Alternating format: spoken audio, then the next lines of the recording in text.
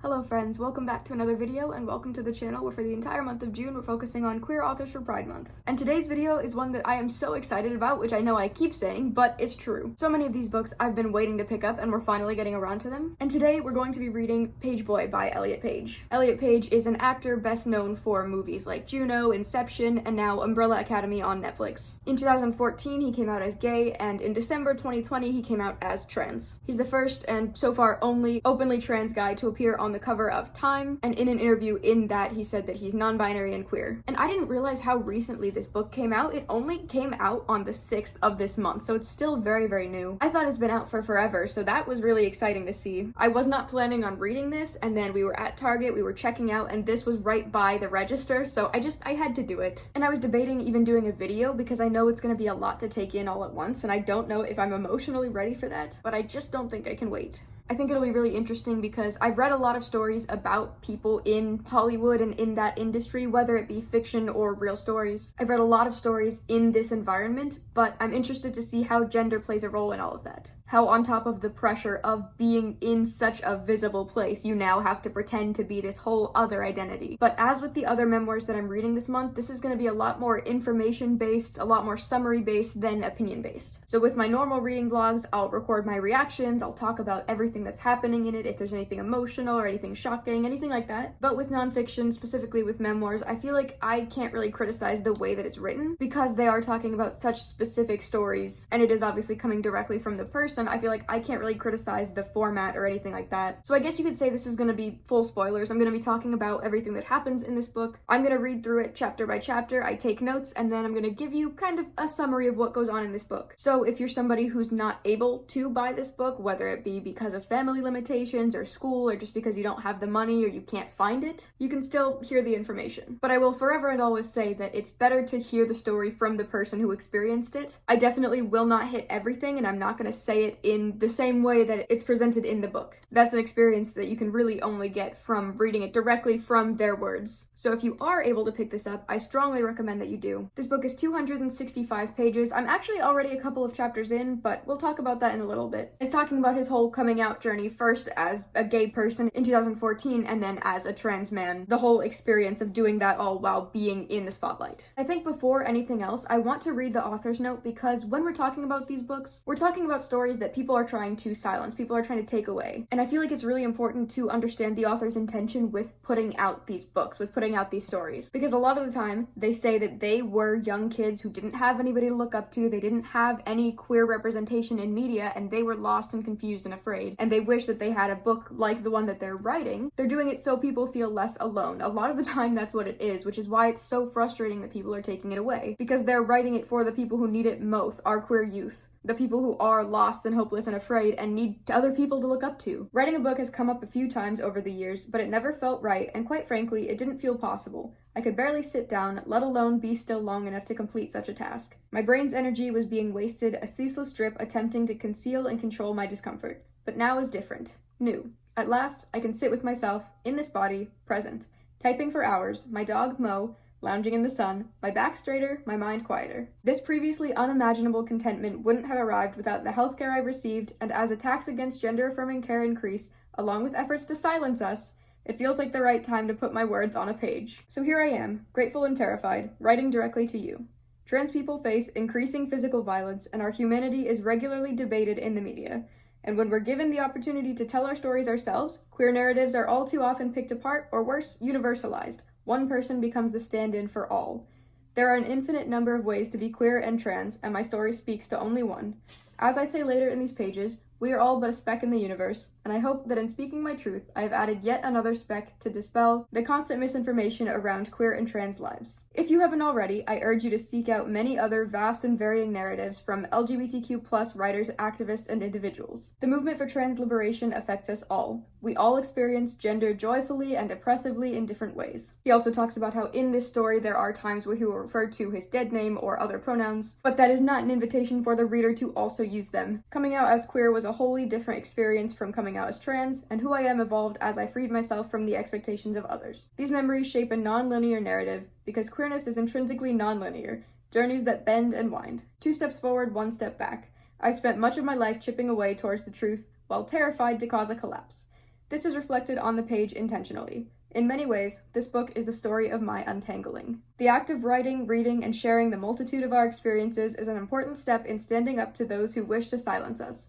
I have nothing new or profound to say, nothing that hasn't been said before, but I know books have helped me, saved me even, so perhaps this can help someone feel less alone, seen no matter who they are or what journey they're on. Thank you for wanting to read about mine. That's what I'm saying. These stories about queer people growing up and experiencing everything that they experience, they share these stories so people feel less alone. And it fills me with such rage to see people try and take that away, because that is entirely the point. These people grew up suffering because they didn't have people to look up to, and now you have that. You have people confident enough to be saying their stories in media. It's not fair to take this away from kids. This is something that so many people need to read. This is something that would help so many people feel less alone, and it's cruel to take that away from people. And before I read it, I already know, I strongly encourage everybody to pick this up. It is essential that we keep all of these stories circulating. I'll come back to you when I read a little bit more.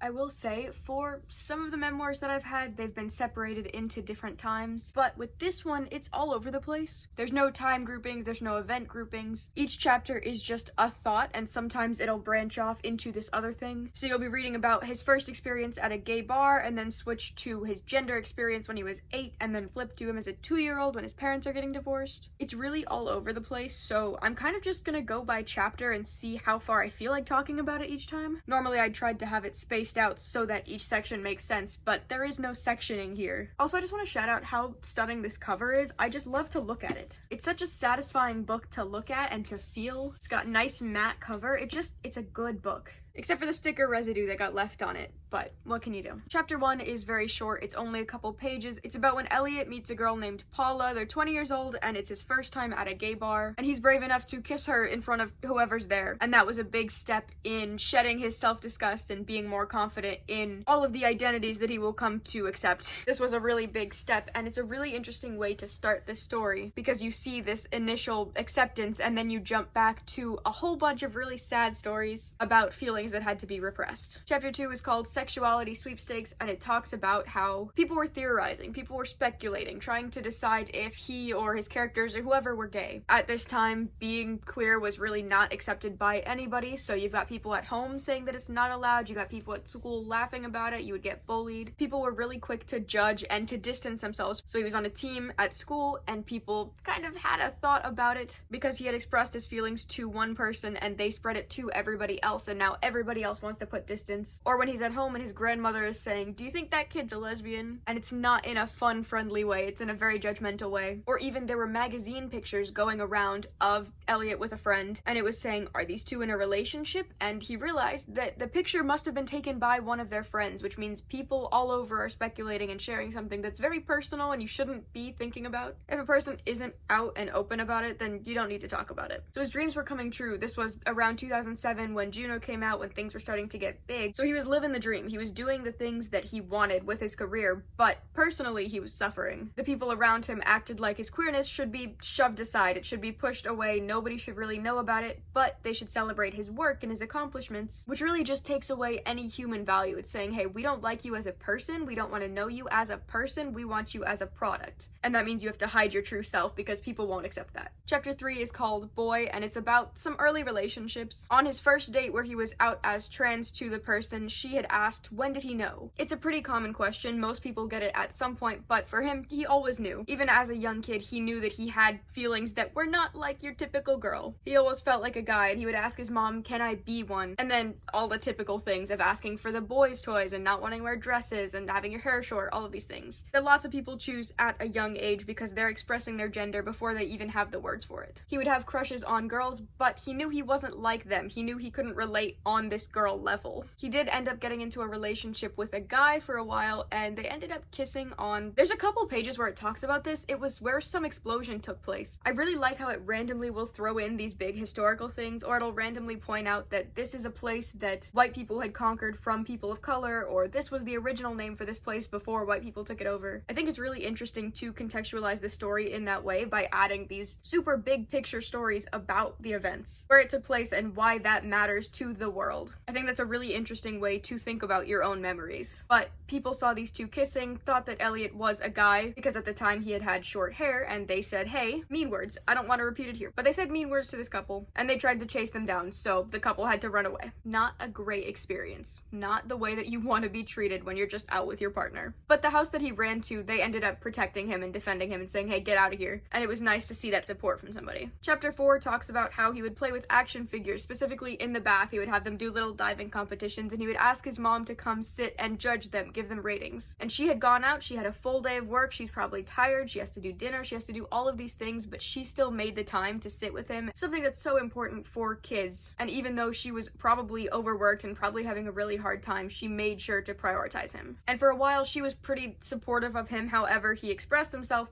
But once he got out of the age that you're allowed to be a tomboy, then she started to say, hey, you need to dress more appropriately, it'll be easier, I want to protect you. She cared about him, she wanted to do what was best, but at the end of the day, that's not what's healthy for him personally. He'd be repressing this super huge thing. She had good intentions, she did still love him, but there's better ways to handle it. And it also points out that part of this could just be because she was feeling jealous that she wasn't able to get outside of the box of woman. And if she wasn't allowed to, why does he get to? It points out that that's a super internal thing that's not a conscious thought that people are having, but it's probably a reason that people act that way. They think, if I wasn't allowed to express myself in my youth, why do these new kids get to do all these things? It's not fair that they get to have these experiences. They should stay in the boxes because we had to. It's a sad way of thinking, but it makes sense. You feel like you missed out on all of these things that you could have had, and you know that you could have because you see other people now doing it. Chapter 5 is called Rough Housing, and it talks about his stepfamily, because earlier it mentions that his parents got divorced when he was 2 and his dad remarried.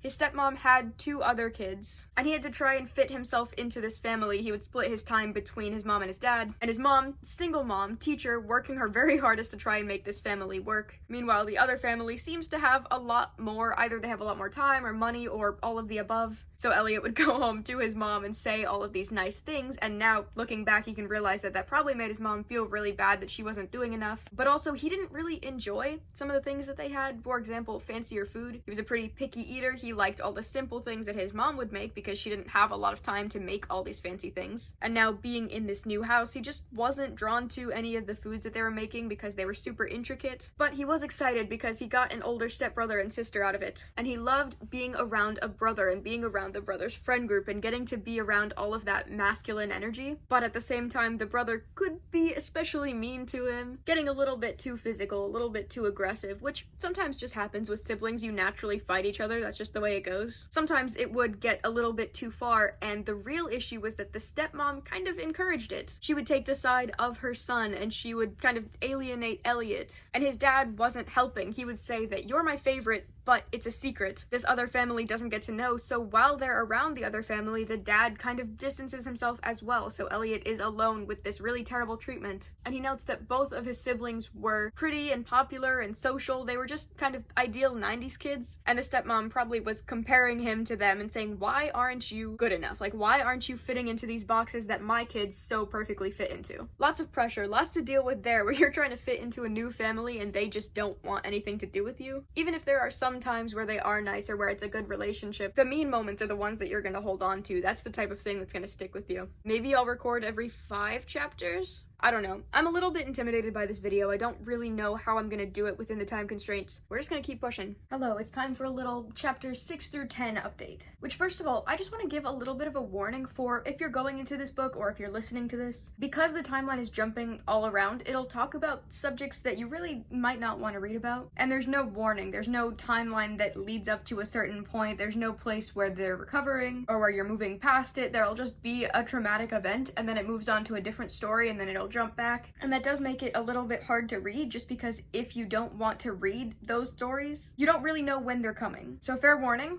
if you don't like reading about self-harm, drinking too much alcohol, sexual assault, or eating disorders, this does jump into a lot of those a lot of the time. Just something to be aware of. But chapter 6 is called Jump Scare, and it's about a stalker. When Elliot was 16, he had his first stalker. It goes into a little bit of backstory about how he got into his whole acting career, how he would do little plays at school, and then eventually company came to the school and said, hey, kids audition, come get on the show. And Elliot got chosen to audition, he got the part, and that was his first little movie role, and then it just kept going from there. But this older man, he's in his like 20s, saw the show and had been watching Elliot. At the time, Elliot had started to grow out his hair again because he had it short for a while in school, but with this new acting career, he had to play the part of a young woman. So he would grow out his hair, he would stop getting recognized as a guy by other people. He didn't have anybody to talk to, so he went online to a little chat and met this older man who happened to be a fan of him, which for the kid is this emotional connection. There's nothing really serious, it's just, hey, here's somebody to talk to, but obviously the adult would have different intentions in this. They're a lot more aware of the power dynamic going on. He started sending gross emails about the things that he wanted to do, and he made it seem like there was nothing that could get in the way of him eventually meeting Elliot. This made Elliot's aversion to food even worse because now, along with body issues from being constantly visible with other people, now you have this guy making weird comments, and it's just hard to eat when you're thinking about somebody saying those things to you. They did end up getting a restraining order because along with these creepy messages, he had found all of Elliot's contacts and texted them to say, hey, I'm a friend, can I come visit? Which is super invasive, and if any of them had said, yeah, sure, here's his address, that would have been a nightmare. Because when you're thinking about this, you have to put it into the context. This is a 16-year-old girl and a 20-something-year-old man. He ended up finding Elliot one day in person. He got arrested. He went to get treatment because he had his own stuff going on, and Elliot eventually found it in his heart to forgive the guy. But it did lead to him going deeper into more unhealthy coping mechanisms. So again, stuff like self-harm, controlling your eating, all of that. It points out that trans and non-binary youth are 4 times more likely to deal with eating disorders. He found it easier to stress about how much food he was eating rather than if some man is going to hunt him down. Chapter 7 is called Leeches, and it talks about how when Elliot was on set, he found it hard to act if his parents were in the room because he could just sense the disapproval. He was past the age of the tomboy phase, so he knew his mom wasn't really accepting of the way that he was presenting, and he asked them to stop coming, and they actually respected that. They stopped coming in. Because of this, he started to live with a different group while he was filming. In this new place, he was able to embrace more of the self-expression that he had been hiding away. It also talks about how many people would take advantage of him. People that were older, like the director or other people on set, who, this is a minor at the time, but it got even worse when he became 18. The boundary becomes a little less clear because now people don't feel as morally bad if they do bad things. Because in their head, it's worse if you're a kid, which, yes, I guess legally that would be worse, but you're still assaulting somebody. Just because they're 18 doesn't mean that they now consent to doing whatever you're doing. And in these situations, Elliot would just shut down. He would just let whatever happens happen. And you can't blame him, and you can't say like, oh, well, it's his fault because he didn't stop them. Like, that's just a sucky situation, and nobody should be put through that. People that were close to him in the industry or people that he was forced to work with, and they were just pushing themselves onto him and doing really gross things. Chapter 8 is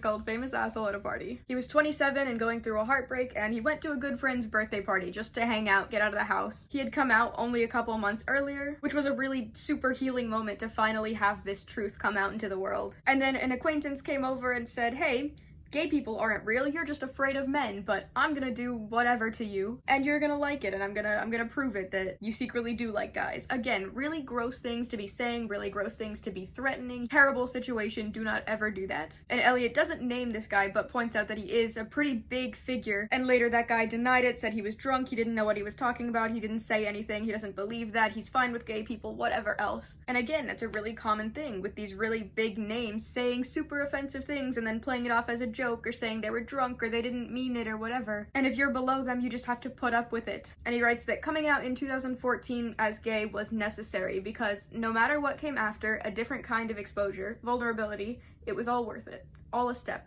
I'd rather feel pain while living than hiding. Chapter 9 is called Pink Dot. And it's about more harassment, it's about more people saying some mean things. This is in 2022, so he's out as trans at this point. He's in a safe, loving, queer relationship with somebody, they're very comfortable together. He woke up early to write, they're just sitting in comfortable silence, and then he decides he's gonna go to a little convenience store. When he gets there, there's a man who starts yelling slurs, start yelling the F word at him. Yeah, the F word, I said it.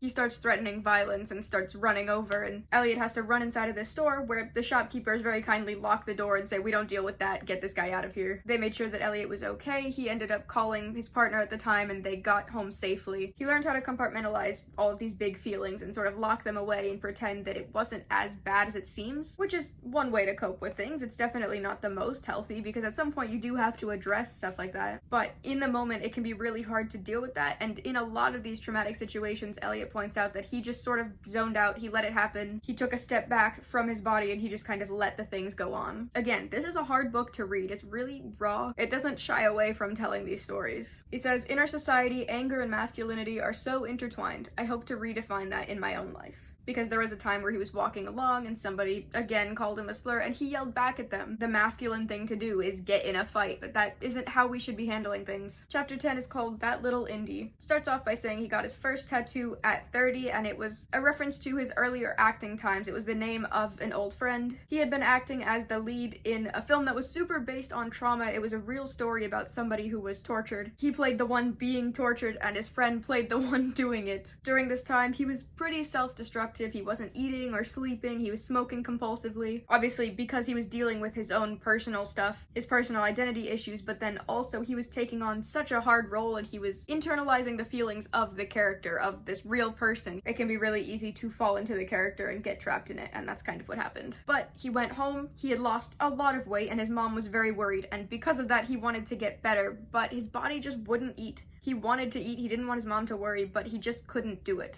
He was extremely socially anxious. He said, I thought those around me wanted me to disappear, that I was preferred as an illusion. So he was having a really hard time. He wasn't going out with people. He wasn't doing any of these things. Eventually, he did start going to therapy. He started following a meal plan. Things started to get better. This was around the time that he went in to audition for Juno, and he met Michael Cera, and he felt comfortable in auditioning for this role. He felt like this was a character that he could connect to, that he wanted to play, and the whole set, that whole environment was really healing and it was something meaningful to focus on. But a lot of this book is also focused on Elliot's attempts to escape from his own body. Where as a kid he would play in his room by himself. He carried that with him for a lot of his youth, of just taking this time to create another world where he could escape. He talks about it later where he's playing a role and by investing in this character he's able to step back from his own life. Just little stuff like that. He's always looking for distractions.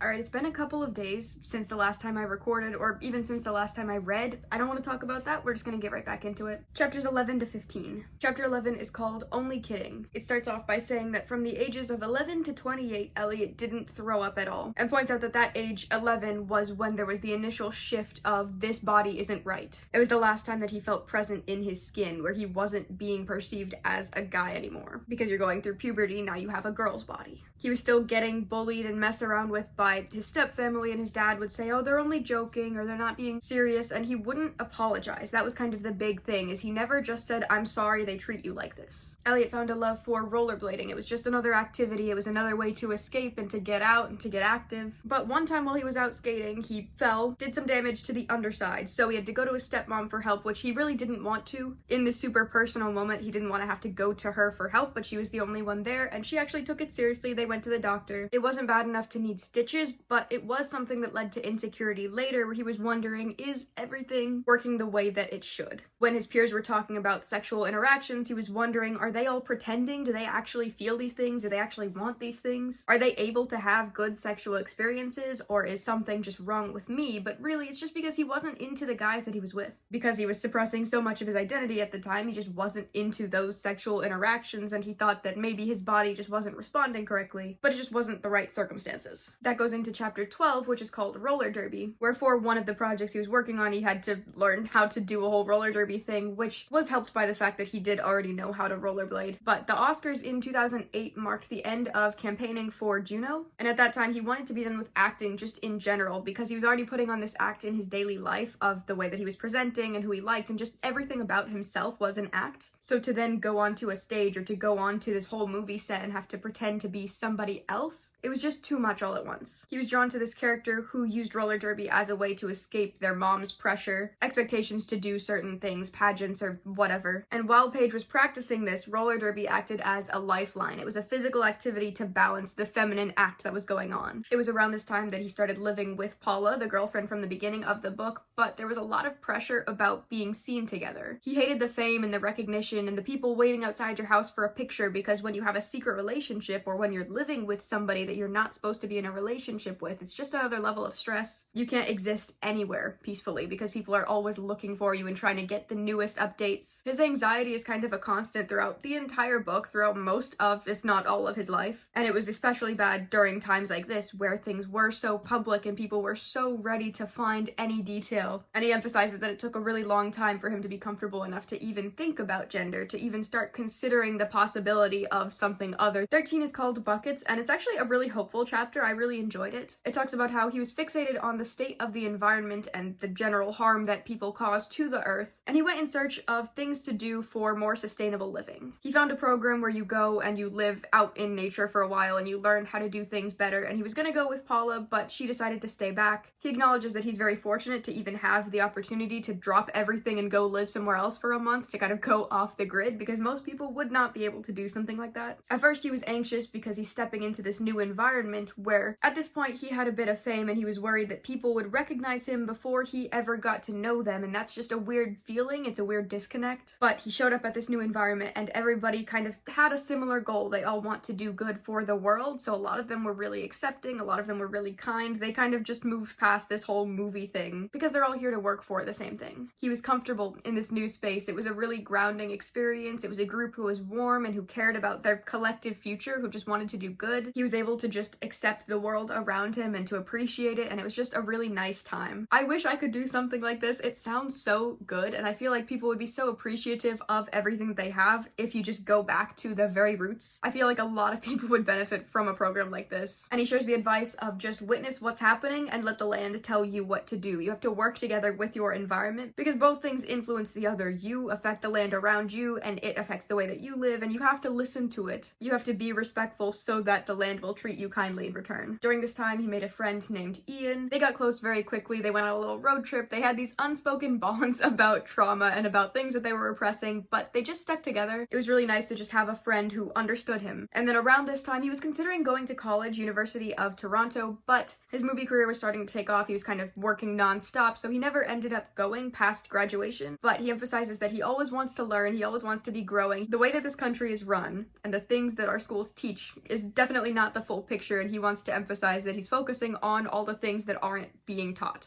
This time in this environment, he felt the most present and the most himself. He was surrounded by strangers who just cared, and it was really sad to leave that environment. 14 is called U-Haul, and it talks about his attempts to come out to his mom. Initially, he tried to mention that he might be attracted to girls when he was 15. They were driving in the car, and she said that's not real before he even finished the sentence. And dealing with pressure from his mom and also bullying at school kind of meant that he didn't talk about that very much for a while. His mom told him not to hang out with the freaks or the artists, which Elliot emphasizes means the queers, but notes that it was more about his mom's ego than it was about her actually caring. She just wanted to look like a put-together mom with a daughter that was doing all the right things, and he wasn't living up to that expectation. He tried to talk to his mom about it when he was 20 and dating Paula, and then again at 24 when he moved in with another person. At 24 was his first time interacting with a queer friend group and being more accepted into that culture, but there was still the bigger issue of not being allowed to be out, and it was just a messy situation overall. It didn't end up working out. But also this weird dynamic of being in a queer environment while also working on a movie like Inception where you're surrounded by cis guys, it just emphasized his dysphoria at the time. It made him feel a lot more uncomfortable with himself, and that also just made the relationship not work at the time because there were too many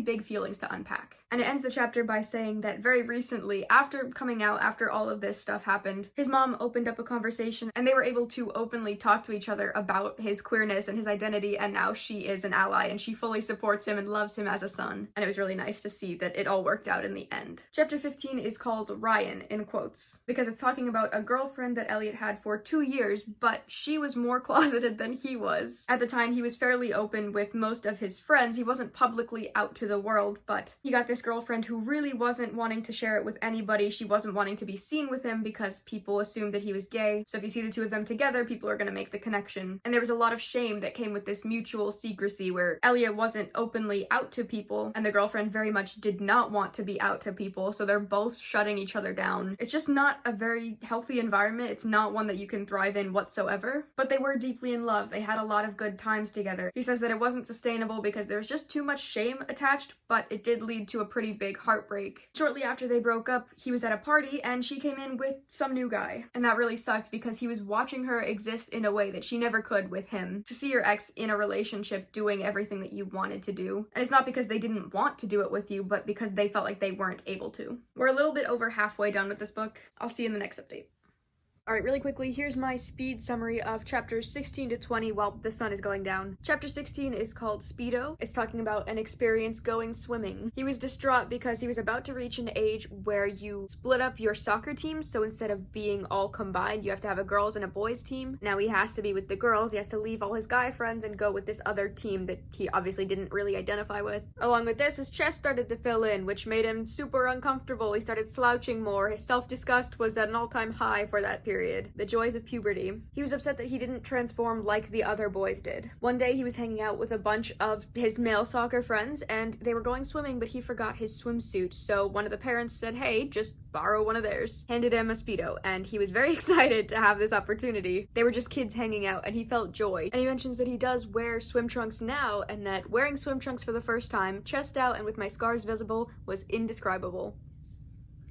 And that makes me so happy to see this kind of origin story and then to get a reference to something that we see more recently. It just feels really good. Chapter 17 is called Crash. It starts off by saying how he had a really hard time with going home and with seeing his dad and his stepmom because obviously they had a rough relationship, and he was upset that he had to put on this act when he would go home, so he wanted to stand up for himself, but every time he got in the room he would just get filled with anxiety. So instead of going and fighting for himself, he just stopped showing up pretty much entirely. One day his dad decided that he wanted to come visit Elliot. This is when he's 25, and said he wanted to talk about his childhood, which Elliot thought maybe would lead to an apology, saying, hey, I'm sorry I wasn't there for you when you needed it. I'm sorry this family was so mean, just anything like that. And instead it was his dad freeing himself of guilt and saying, hey, I'm sorry I left your mom, but I'm happy I did it because now I'm with this really good woman and this really nice family and I'm happy. Elliot was not expecting this and said that he had to go to therapy as a way to get out of the situation, even though therapy was 2 hours away. It was 2 hours before his appointment, but he just needed to get out of there. He talks about how a lot of the time he copes by just completely shutting down, and this has gotten him in some trouble in professional settings where he'll show up somewhere and the people in charge would try to talk to him, but he just completely shut down. He was not talking and they got kind of mean about it. But on his way to therapy, he was still anxious, he was still a little bit distracted. He ended up hitting the back of another car. It wasn't a super big crash, it's the type of thing that happens to most people, but it still filled him with a lot of guilt, just the idea that he did that to somebody. He goes to therapy, they end up talking about his relationship with his dad and saying, hey, would you like him to come in for a session while he's here? And Elliot says, please no, do not do that, and doesn't really even have a reason. He just knows he doesn't want that. And really it's because he can't even fathom the idea of setting a boundary with his dad or of trying to ask something from him. He's stuck in this mindset where he has to prove something and he has to gain acceptance from them. He's not able to ask for anything. So as of this chapter, they do not have a good relationship. They're not even connecting on any level, really. Chapter 18 is called Intuition, and it talks about how from a very young age, Elliot knew that acting was gonna be the thing. He was 12 and his parents were saying, hey, this is fun right now, but it's probably not gonna be a lifelong career, but Elliot, just in his heart, he knew this was gonna be the thing. He was close friends with a kid named Jack. They would practice lines together, go over all of his potential acting things. Jack was one of the big supporters that kind of got him into this whole world to begin with. He was somebody that was always there for it. He was super hyper and pretty isolated, and they kind of bonded over that. They both needed each other. They were both there for each other in these lonely times. Elliot talks about how acting helped him step out of his world, and by disconnecting, he was able to also be more present with himself. He was able to step out of his own world and his own problems and step into this character, and by doing that, he was able to be more comfortable with himself.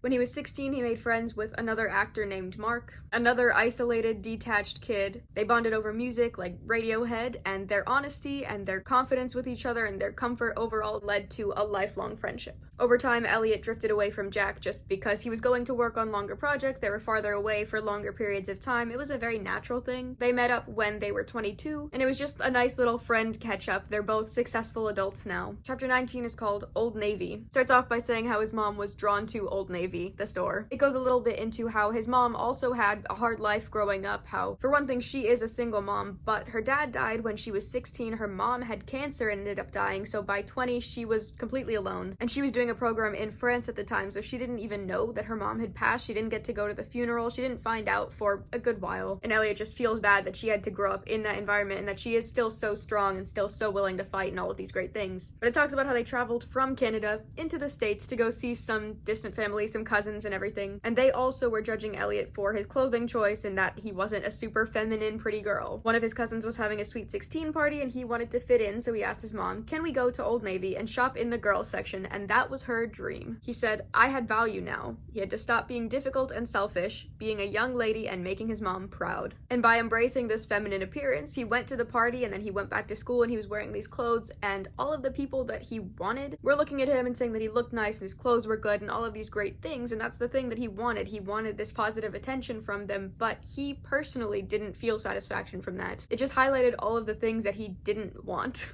And then chapter 20 is called Just Lean In. It starts off when they're in 10th grade and he was in love with a girl named Nikki. Despite this, he pursued boys just because it's the thing to do and also because it's a fun little thrill to test out the possibility that he could like guys. So they would have fun little sneaks out of the class where they would both be in the classroom, they both asked to go to the bathroom, go do whatever. But eventually the thrill didn't really match up with the risk, it just wasn't as fun anymore. When Nikki turned 18, Elliot biked over and handed over a subtly romantic card to just say, hey, you're a great person, I really like you. They were friends for a while, and there were romantic moments hidden within their friendship. Things like watching the sunset or sitting in a treehouse and they would almost do something. They just had to lean in. One night they got caught existing together, they were seen a little bit too close, and after that they kind of drifted apart. And Elliot felt that they were cheated out of their love because Nikki ended up going with a guy to prom, and that was something that they had talked about maybe going to together. And that really reminded me of All Boys Aren't Blue by George M. Johnson, where there's a chapter about how they were gonna date some guy and the two of them could have been prom kings, but because of expectations and because that wasn't really allowed or accepted, they weren't able to go together. But later they came together and realized they did still like each other, they were attracted to each other at that time, they could have been in a relationship. And the same thing happens with this, where later Elliot connects with Nikki and they both agree that they did have attraction to each other. All of these queers that could have gone to prom together and it just wasn't an option.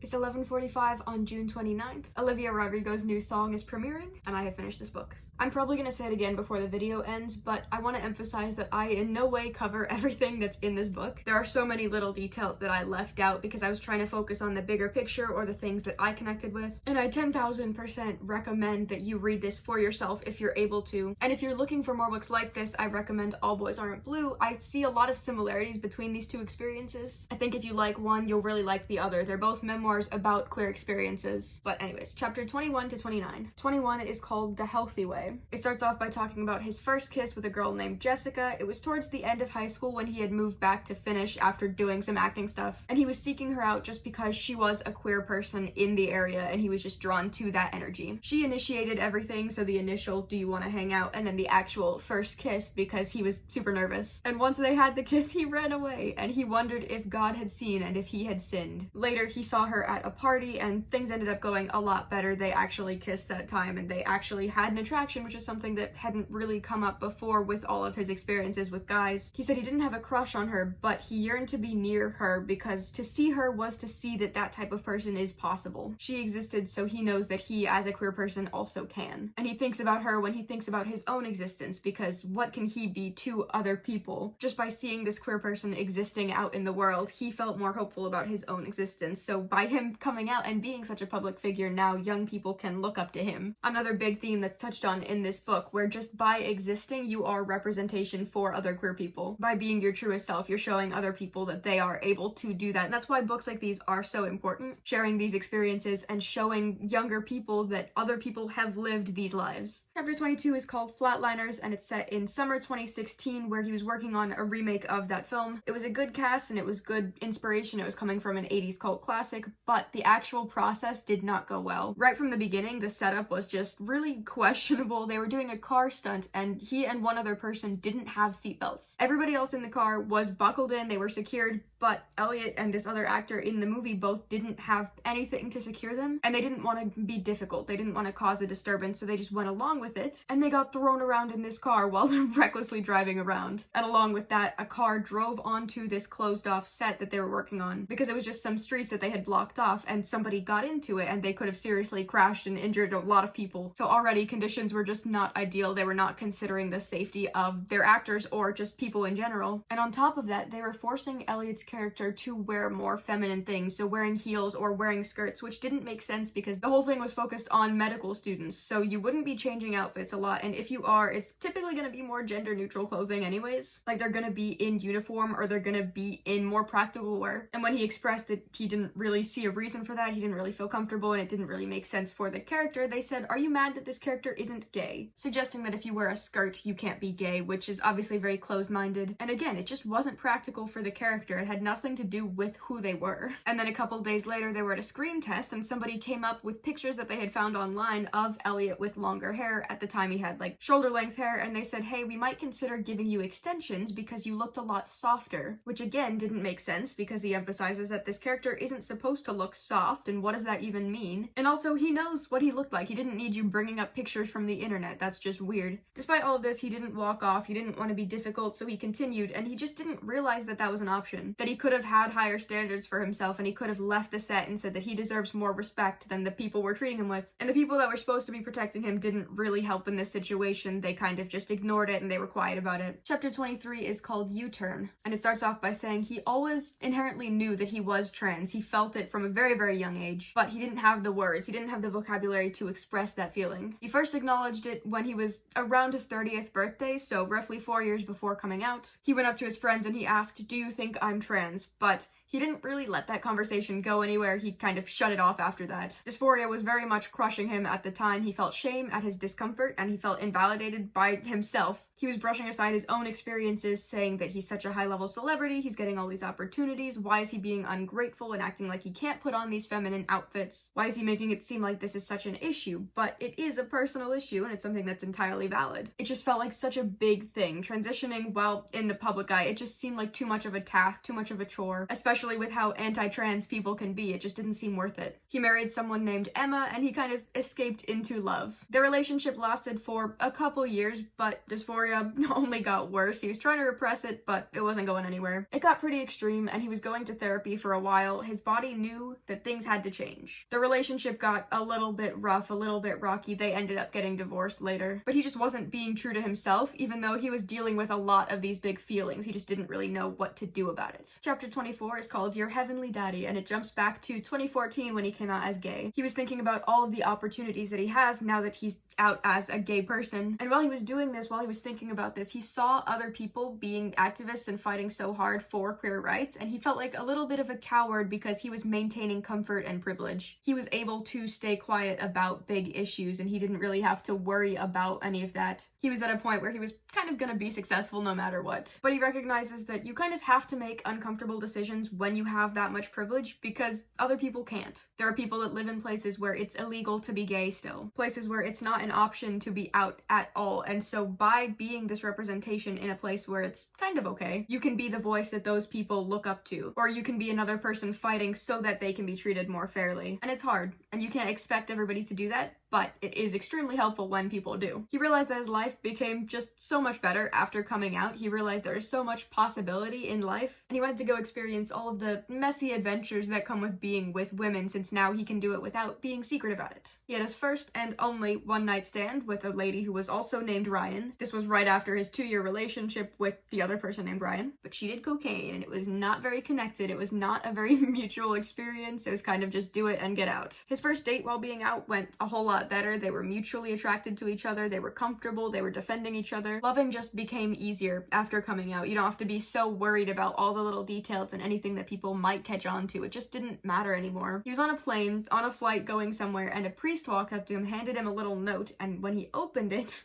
it said, "Hey, I don't know who you are, but this other person with me does, and I looked you up, and your soul is struggling, and we can help you. Like, accept God into your life, whatever." Super invasive, first of all, to be looking somebody up and then deciding that you know their life based on what comes up on the internet, and then deciding to act on that. It's just a very strange dynamic. And it also, for a while, goes into this relationship that he had with somebody named Kate. They were very happy together, they were glowing, you know, they were having a great time, but Kate was with somebody else, Max. He knew about it, he was okay with it, they were just kind of exploring these feelings. but Elliot was hurting to be a side person. So that relationship didn't end up working out, but they still loved each other, they're still solid friends. And Elliot realized that he had a little bit of an issue with codependency, or with seeking out people that would only want him sometimes, and then otherwise it was kind of a punishment. And he worked on shifting from codependency to just having stronger connections with people. Chapter 25 jumps back to when he's 13, so he's still living split with his parents, and he goes up to his mom and says, "I don't want to split the month with you and Dad, I want to just live with you." He didn't have the words to communicate his discomfort with living with his stepfamily and how cruel they were to him, but his mom said that's not an issue, he'll be fine with it, we can do that. He went to a soccer game, and after the game was finished, he was supposed to go back home with his dad, and he was wondering if his mom had communicated at all that he wanted to not do that anymore. But he got in the car as usual, they were driving off, and then his dad parked and started sobbing and said, "Do you love your mom more than me? Do you not love me? Why don't you want to live with us?" And for a 13-year-old kid who's just trying to express their discomfort, that's such a wild guilt trip. I don't understand how you could do that to your kid. And Elliot doesn't know how to respond to that, because you don't want to make your parent feel bad or feel like they're not loved. So he just went along with it. He stayed split with the time, but Elliot is able to recognize now that that interaction and just the way that his dad treated him probably has a lot to do with how he's treated in relationships throughout a majority of his adult life, where he kind of dances around the big emotions, and he's more willing to accept poor treatment because that's how he grew up. Close to his 30th birthday, he set a boundary, and he decided that he wasn't going to talk to his dad anymore. He was going to completely cut contact because it was just too much work. And I'm pretty sure as of writing that book, it's been 5 years and he still hasn't really talked to his dad. He mentioned that they had a couple times where they would get on a call together or they would try to say something, but his dad was never very receptive. He says that his lowest point ever came shortly after cutting his dad off. He was very alone. He was unable to hide all of these big feelings that he had been repressing, but somebody that he knew from his childhood offered a place to stay and was a support in a time of need. He didn't know how to be alive during this time, and he went and found other people who were there to support him and just sit with him, just to make sure that they were existing in this world together. He says, "In a world where queerness all too often alienates us from blood, I am grateful to Julia and the family I have chosen. Without them, I wouldn't be here."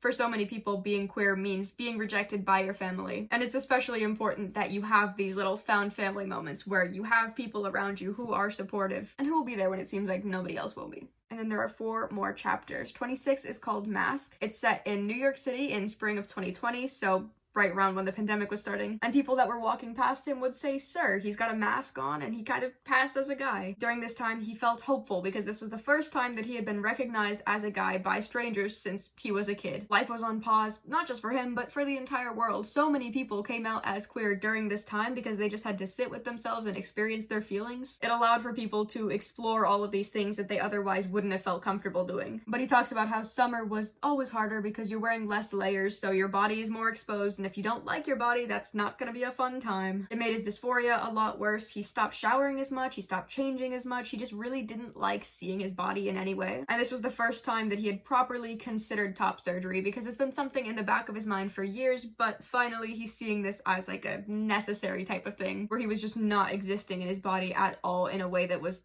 livable. One of his co-stars on Umbrella Academy, the Netflix show that he's on, they were really solid support. They encouraged every step of his identity process. They were there to encourage him through the hard times and just generally say that each step is valid. And while he would pass people just out in life, he wished that he could feel comfortable with their fluidity. He felt really stuck because he needed specific foods and processes and routines in order to feel comfortable, and if that was disrupted in any way, he felt like his whole life was thrown off, and he wished that he could be more comfortable just existing. But as he became more comfortable with his identity, everything seemed a little bit more possible. He was excited for life again. These 3 chapters, 26 to 28, are kind of following a linear timeline. You're getting to see just the mostly present day trans timeline. 27 is called Portal. It's while he's quarantining in Canada because he was going back to visit family again at the start of the pandemic, and he mentions that he was able to explore creativity again, which is something that he hadn't been interested in for a little bit, besides obviously acting, which is a creative thing. But like his own personal creative endeavors, he wasn't really focusing on that. It briefly jumps to a story about how he was 16 and it was his first time in Europe, and it was his first time recording a sex scene, and it was coercive and abusive and just not a great situation, but it pretty quickly moves back on to the present timeline where it mentions that he had an appointment with a surgeon for top surgery, but he ended up skipping it and trying to avoid the conversation and trying to shut down those feelings one last time. One of his friends had mentioned how long ago he was questioning and asking people, do I seem like I'm trans? Do you think I'm trans? Which is not a question that anybody else can answer, but it can be validating to hear other people say that they would think it's a possibility. And this person pointing it out allowed him to remember all of the moments where he was considering it, all of the little things in his life that were leading up to this identity. By repressing the big gender feelings, everything else just kind of felt impossible. He was really big on the whole self-sabotage, but very slowly he realized that life doesn't have to be like this. It was a really long journey. He's in his mid-30s and he's only just reached this point, but he finally has a little bit of an answer, another step closer to feeling satisfied and being happy and excited for life. Chapter 28 is called No Words. It's when he's 33, Umbrella Academy Season 3 is starting soon, so if he didn't go and get the surgery within the next couple of months, he would have to wait a whole year, because obviously you have to have the consultation, then the surgery, then the recovery time, and you can't record a whole Netflix show while recovering. But it was kind of necessary that he did that. He was not functioning as a person. Again, he wasn't showering, he wasn't changing, he wasn't really moving.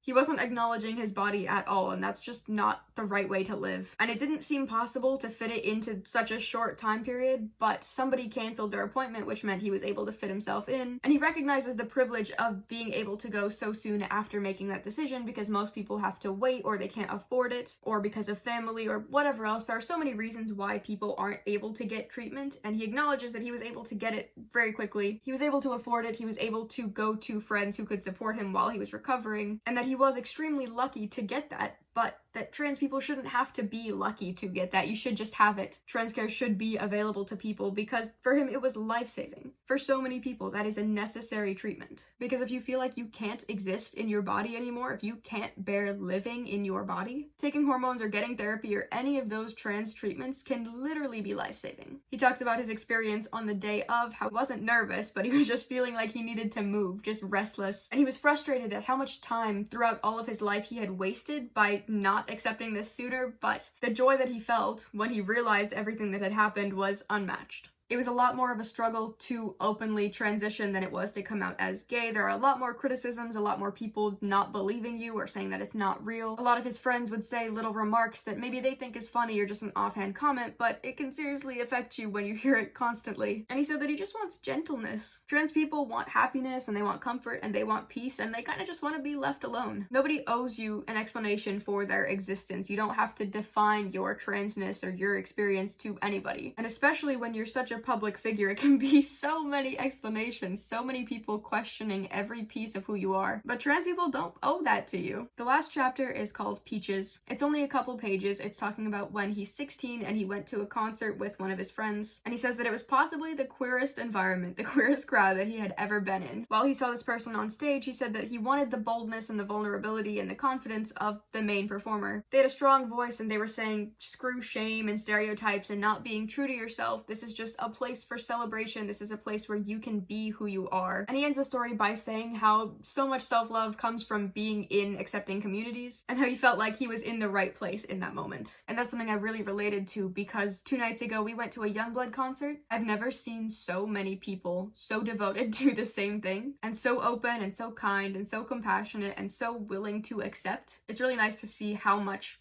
art and music and performance and all of that can bring queer people together. It was just a really hopeful ending to this book. Overall, I really enjoyed it. Again, I recommend this to everybody. Do be careful of the content that's in it, because it does talk about self-harm, it does talk about eating disorders and sexual assault, and not some great things. So if you're not able to handle that, then this is not the book for you. But if you're able to, I think it's a really interesting story, and I think it's portrayed in a really interesting way. It was really hard to read at times because of the dark content, and it kind of sent me into a little bit of a mood, a little bit of a spiral for a while, but it's okay. We're good now. I think the timeline can get a little bit confusing if you're not good at remembering names, just because it jumps around in age and different friend groups and different relationships, and if you don't remember the names of the people, you might get a little bit confused, but it doesn't really matter. I think you can get the idea without remembering every single person. But genuinely, the gender euphoria that's represented in the end of this book kind of makes it all worth it. To know that after all of these struggles and all of this repression, he's finally able to be his true self, it just felt really good to see. And that is my reading vlog for Pageboy by Elliot. Elliot Page. I have not seen anything that Elliot has performed in, but I'm really wanting to now. Specifically Umbrella Academy, I am really interested to watch that. I've been wanting to for so long. I'm pretty sure his character transitions in the show as well, which I think is really cool. I'm gonna say it one last time. This video for sure does not capture everything that's in this book, and it's entirely possible that I mess some things up. So if you're able to read this book for yourself, I highly recommend it. It's always going to be the most impactful to read the person's story from their own voice, so do it if you can, or listen to his interviews. I'm sure there's lots of places where he's talked about his experience. Feel free to add any resources, either about Elliot's story or just trans resources in general. Any queer stuff, put it in the comments. My goal with these videos is just to keep these stories circulating because people in power are trying so hard to shut them down, and that is simply unacceptable. That being said, this is the end of my queer author journey. I'm gonna talk about it more in my June wrap-up that I should be posting in a couple days, but genuinely this was such a good experience. I'm so glad that I did this because so many of these stories were so motivating to read, and they just remind you that there are communities out there. There are so many people that have similar experiences, so many people that you can relate to even if you don't personally know them. People all throughout history that have had similar struggles and similar experiences with their identities. And it's so important that we keep these stories moving and that we don't let people remove them, that we don't let people erase them or any of that. The world is a scary place, but we gotta stick together through this. Anyways, it's late. I gotta go to bed. I gotta edit this whole thing. It's like 2 hours of video that I haven't cut down at all. I made videos for queer authors for all of June, so if you would like to see other videos like this, you can look back on my channel, subscribe to this one, or if you like my face, you can subscribe to my main channel, Riverband, where I post music content, or my Instagram, Spotify, Goodreads, Storygraph, and TikTok, which I'll have linked in the description. If you made it this far, thank you so much for watching. I hope you all had a happy Pride Month, and I will see you very soon with another video.